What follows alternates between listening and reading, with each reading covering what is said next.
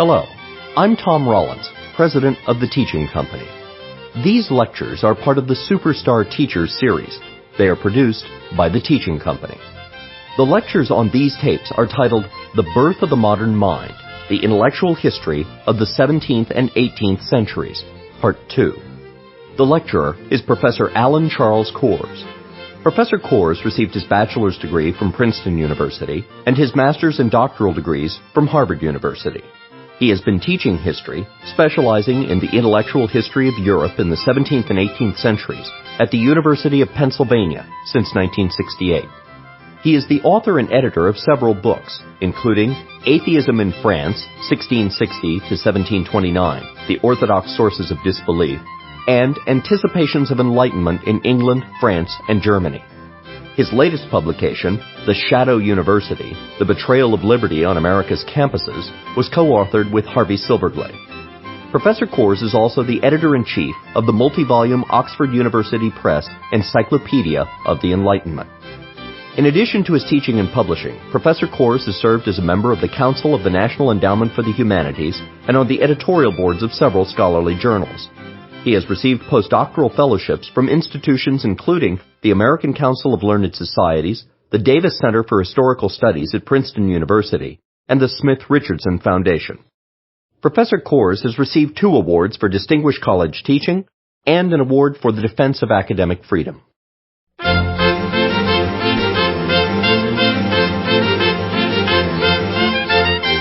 Lecture 13, The Moderns, the Generation of 1680 to 1715.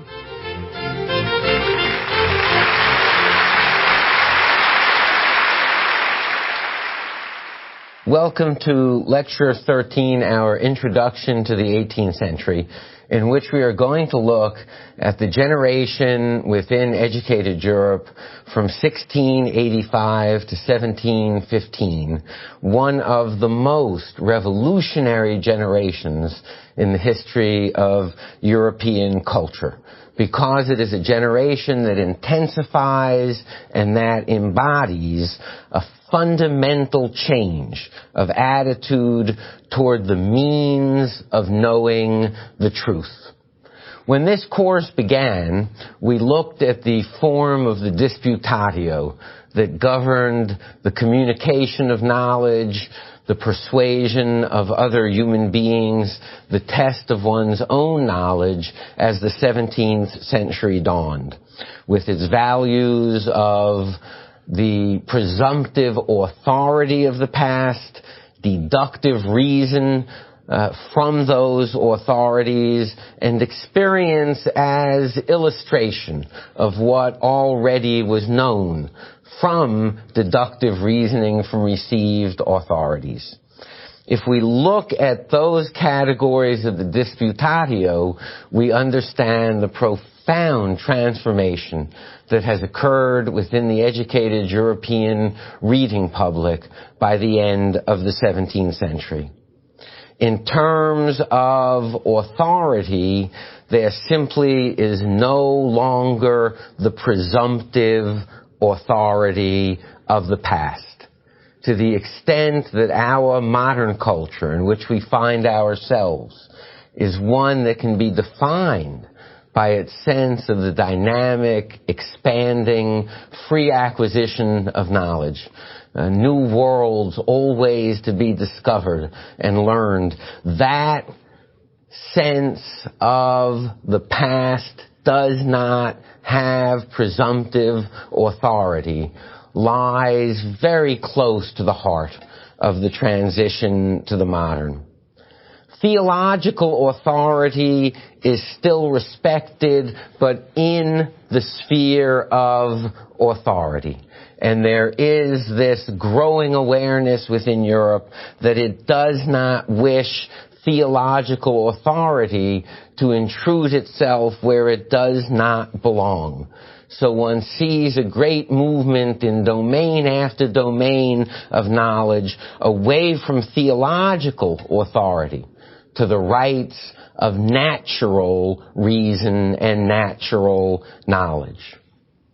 The Western compact with reason remains in force, but in terms of acquisition of knowledge, Western thinkers have shifted from a reliance upon deductive knowledge of what logically follows from certain premises derived from authority to inductive logic, the logic of inference from experience, of learning from the particulars of nature.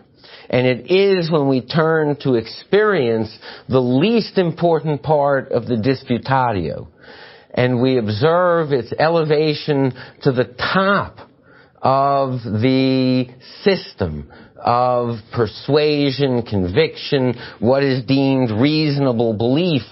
By the end of the 17th century, European thinkers are accustomed to thinking of the book of nature, not the books of ancient Greeks or medieval doctors. One learns from experience. Knowledge begins in experience. And that sense of experience is linked to experiment, in which it is not merely the inductive logic leading to generalizations about nature on the part of the observer that determines what we believe about the world in which we find ourselves. It is an experimental knowledge in which experiments are designed precisely to test, allowing nature and experience, not the human mind alone, to decide the nature of the real causes of natural phenomena. And there must be, and the drama of the 18th century will be precisely that there is, an analogy emerging in more and more minds from the 17th century revolution in natural philosophy to the means of new knowledge and re-examination of all claims of truth. If the past no longer has presumptive authority in astronomy, in physics, then the principle of the presumptive authority of the past has been broken, and that increasingly will be true in thinking about society, in thinking about politics, in thinking about all aspects of human and natural life. How not to feel the powers of this model of natural inquiry by the end of the 17th century when one looks back on its accomplishments. Kepler on planetary motion, Galileo on mechanics in motion, Harvey on the circulation of the blood, Gilbert on magnetism, Hooke on elasticity, Torricelli on air pressure and the vacuum, Boyle on pneumatics, Huygens on the pendulum and centrifugal force, and Isaac Newton on motion and optics and universal gravitation. These issues are not just theoretical for the late 17th century. They believe that they have seen the accomplishments of the new method of knowledge. And that is central to the new generation. A belief that Europe had acquired something that would alter both knowledge and the human relationship to nature. Method. That for the first time, human beings on this planet understood something about the proper methodical use of the human mind in the acquisition of knowledge. Rightly or wrongly from our 20th century perspectives, the generation from 1685 to 1715 increasingly associates the awesome accomplishments of 17th century natural philosophy, science, with induction from nature, ordered by reason into laws as general and as universal as possible, confirmed by rigorous experiment and experience, and wherever possible, put to the use and the benefit of humankind. People in this generation speak of themselves explicitly as new philosophers, and equivalents of that term exist in almost every vernacular language of Central and Western Europe.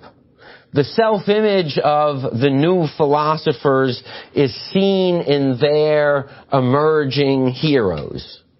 So, having examined much of 17th century thought, let's pause here and ask what sides of our 17th century authors have become the legacy for the 18th century.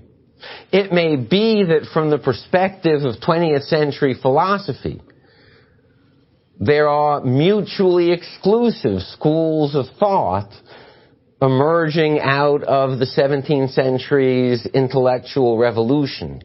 But historically, it is simply a matter of fact that this generation and the early 18th century in general found in all of these authors sides, aspects of thought, ways of looking at the world that they now began to merge together as the new philosophy.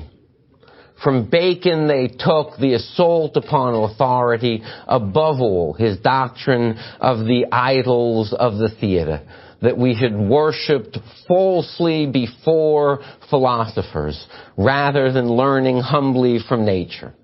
They took from Bacon a sense that induction, moving from particular to general and testing by experiment, was humble learning from nature.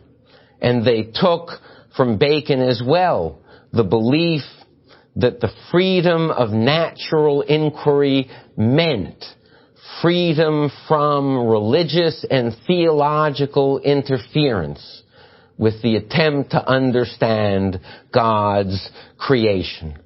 They took as well Bacon's vision that knowledge was a human power that could enhance the well-being of the species and reduce the suffering and helplessness of humankind. And they took from Bacon his central metaphor of method as more important than genius. It was not for them that Newton was more a genius than Aristotle. Who could be more a genius than Aristotle? It was that, as Bacon had argued, genius was like fleetness of foot, method like the right route from one place to another. And genius on the wrong path just sped more quickly away from truth, where even plodding on the right path, one arrived more and more closely to knowledge of nature. From Descartes, the new philosophers took the absolute right of philosophy to begin in doubt. There was nothing that had to be believed absent rational conviction. They took from Descartes as well the quest for order and clarity, that the world could be understood, could be made clear. And in the study of natural phenomena, they took from Descartes as part of this a belief in the mechanics of the natural world, that we could come to understand the laws, the mechanisms governing the natural order. From Galileo, they took the desperate need for the freedom of natural philosophy and the catastrophe of any interference with that freedom. They took from him his admonition that one must look in the books of nature, not in the books of man, and that the language of that book of nature was mathematics, and that we must mathematize our view of nature to arrive at those general and universal laws that would allow us to understand the real causes of the phenomena around us. From John Locke, they took the dramatic epistemological claim that all knowledge arises in and is bounded by experience. That where there is no experience, the honest human intellectual response is an admission of ignorance. And they would take pride in admitting ignorance of areas and issues and questions on which there was no experience from which to draw.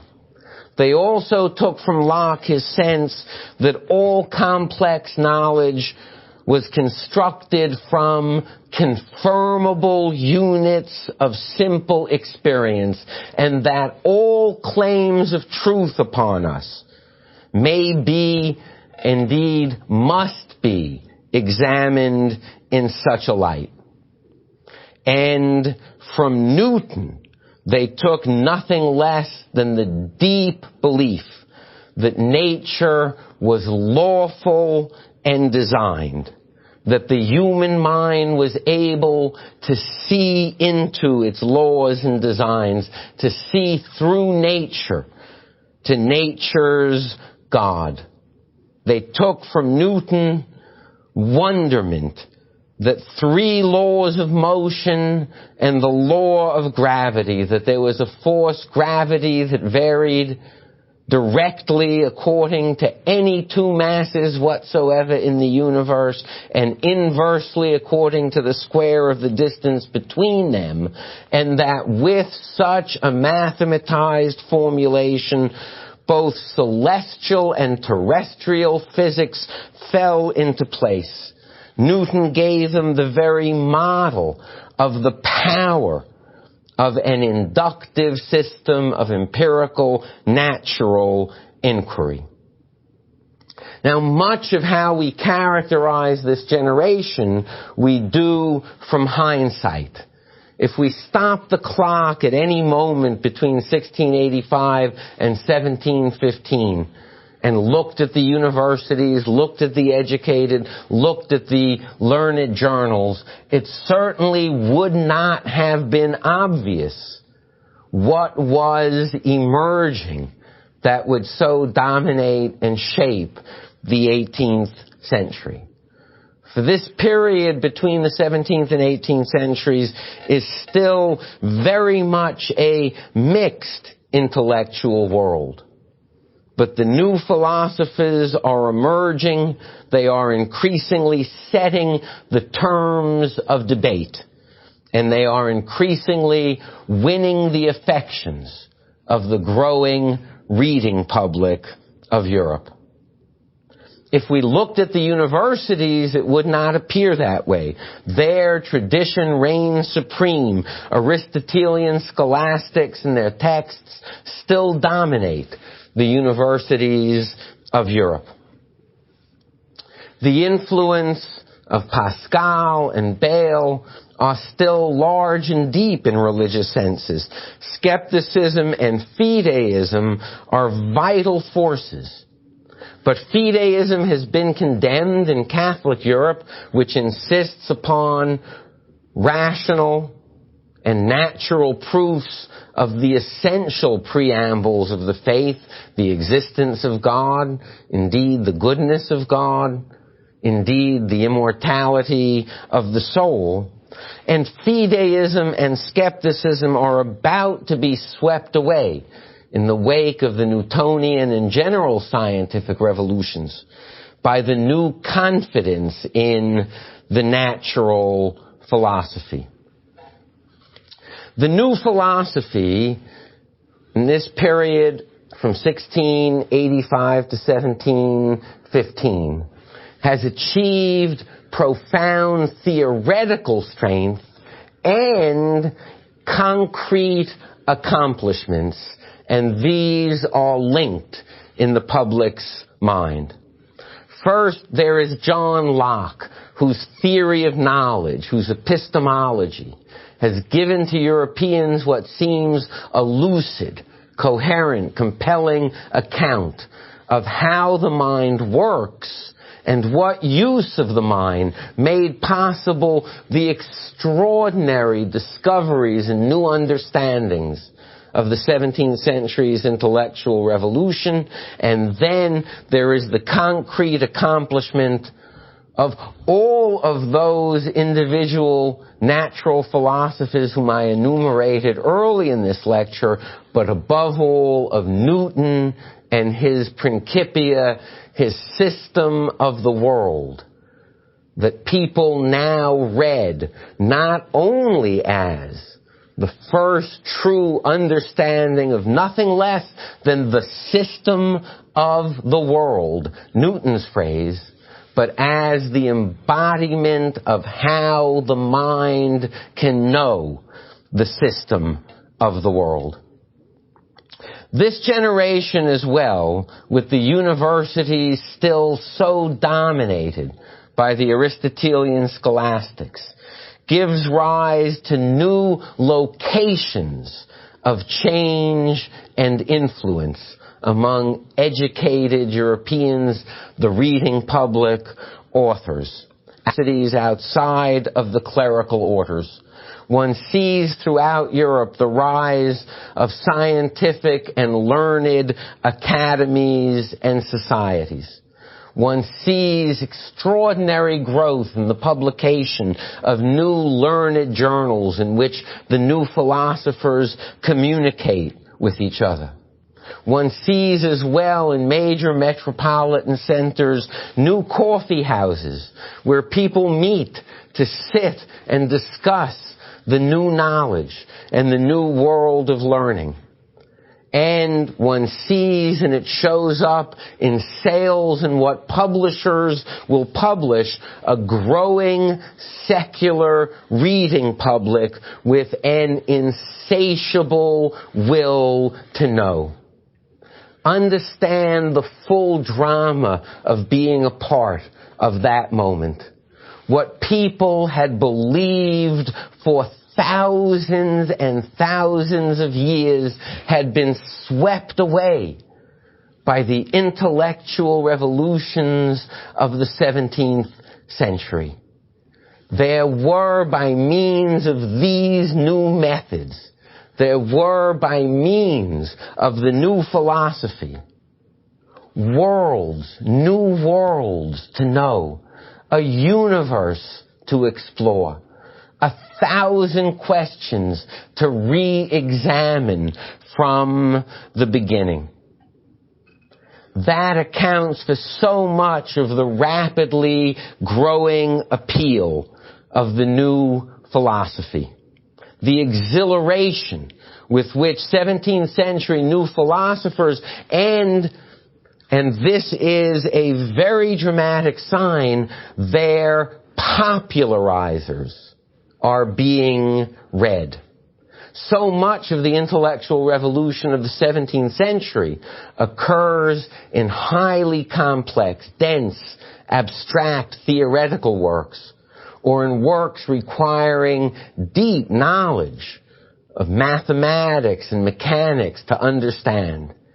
Between the late 17th and the early 18th century, there is a burgeoning industry of popularization, of explaining these discoveries to a broader reading public, of translating from the most learned to all the educated what the 17th century had wrought in terms of changes in human knowledge. And one sees in that reading public and its changing tastes an alteration of attitudes toward tradition, toward knowledge, and toward nature. For example, an impatience with witchcraft belief and witchcraft persecution. A hostility to anything that can be labeled superstition. The new philosophy is beginning to change attitudes not only about knowledge, but about knowledge linked to religion as well. Its dramatic currents include empiricism, that all issues are open to inquiry from experience. That real knowledge is quantifiable in terms of the operations of the natural world. That we may naturalize a worldview and not attribute the causes of phenomena to things beyond nature when there is so much to know in nature that will explain our world. The location of God's providence, not in miracle or divine interventions, but in the very natural laws that increasingly are seen as reflections of God's wisdom, power, and design. It produces virtually a new religious aesthetic. Who would be more admirable? A clockmaker who built a clock in the town square that frequently breaks down, and the clockmaker runs in to intervene, and people say, "Oh, how awesome this clockmaker is. Look at his interventions in what he has created." Or a clockmaker whose very design of the mechanism fulfills his will, his design, his wishes without further intervention. This relocation of religious awe in the self-governing mechanisms of nature rather than in divine intervention poses profound problems for the Judeo-Christian commitment to miracle as the mark of our deepest encounter with divine providence in this world. No wonder the 18th century will be so revolutionary. The location of God's will in the natural order and laws of nature means as well that that mechanism governing human behavior, that we seek happiness, that we flee suffering, increasingly is seen as God's design for the world. And thus the new philosophy yields a new and revolutionary secular moral criterion of human happiness. In both England and France at the end of the 17th and the dawn of the 18th century, we witness extraordinary struggles in the learned world, in mutual refutations, in scores and hundreds of volumes of the ancients versus the moderns. Where does wisdom lie? And while many hold that there is not necessarily an aesthetic progress from the ancients to the moderns, Greek tragedy may be better than modern tragedy. The new philosophers are winning the struggle for public opinion in the belief that knowledge and science are cumulative, that there is a progress in human knowledge, and that knowledge is capable of producing a progress in human affairs. The ancients are not, from this perspective, the wise elderly minds of humanity. They came first. They are the children of humanity. We are the elders of civilization. We are those who have learned cumulatively and added to the storehouse of human understanding. And central to the new philosophy is the vision that the more we know about the real causes of things, the more we may change the world according to the heart's natural desire for human happiness and ease from pain.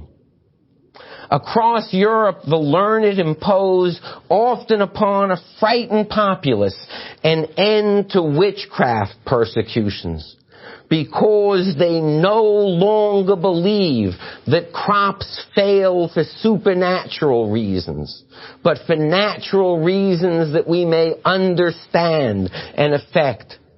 Cattle don't die because of diabolical or demonic agency. They die for natural reasons we can understand. People don't become ill or undergo changes of personality as a result of possession or supernatural agency. We are in a natural world. We may understand these things, and understanding them, we may alter them. This changes so dramatically one's experience of the world. What is it to live through a crop failure that one believes a punishment from God, or a crop failure that one believes is an understandable phenomena that may be altered by human knowledge and the application of that knowledge? And so, as the 18th century dawns, the view that a mechanized, empirical inquiry into nature, with rights of free inquiry, will lead to, and it is a dramatic word for the 18th century, utility, the increase in well-being, the reduction in unnecessary suffering, becomes a part of central consciousness in the European mind. There are so many problems that accompany it. Miracle, Descartes' dualism, and the problem of what to do with soul in natural knowledge. But there is an emerging consensus that we must remove theology from areas not properly in its sphere, and we must devise a theology that is consistent with and evolving with increases in natural knowledge. These are both revolutionary phenomena that will further secularize the West. In so many of these aspects, we stand at the birth of modern consciousness, scientific, secular, inquiring, seeking a principle of authority apart from mere tradition and repetition of the past, but tempted by skepticism and leaps of faith, and above all, critical and, for certain, confused by the range of choices it has created for itself. For better or for worse, we are, like the 18th century, the heirs of the 17th century mind, living in its light and living in its shadows. Thank you very much.